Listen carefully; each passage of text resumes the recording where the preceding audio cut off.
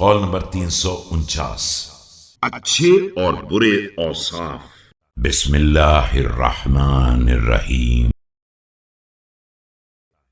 من نظر في عيب نفسه اشتغل عن عيب غيره، ومن رضي برزق الله لم يحزن على ما فاته، ومن سل سيف البغي قتل به، ومن كابد الأمور عطب، ومن اقتحم اللجج غرق۔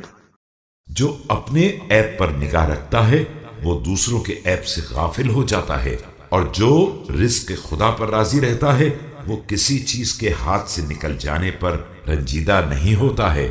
جو بغاوت کی تلوار کھینچتا ہے خود اسی سے مارا جاتا ہے، اور جو اہم امور کو زبردستی انجام دینا چاہتا ہے وہ تباہ ہو جاتا ہے۔ لہروں میں پھاند پڑنے والا ڈوب جاتا ہے۔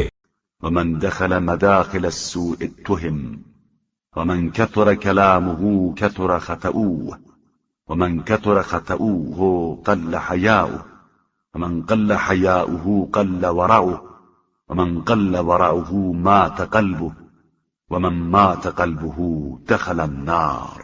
اور غلط جگہوں پر داخل ہونے والا بدنام ہو جاتا ہے۔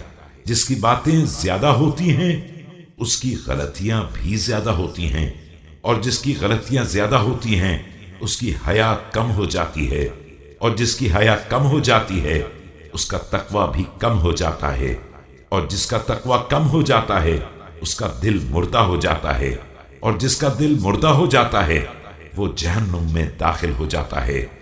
ومن نظر في عيوب الناس فأنكرها ثم رضيها لنفسه فذلك الأحمق بعينه، والقناعة مال لا ينفد۔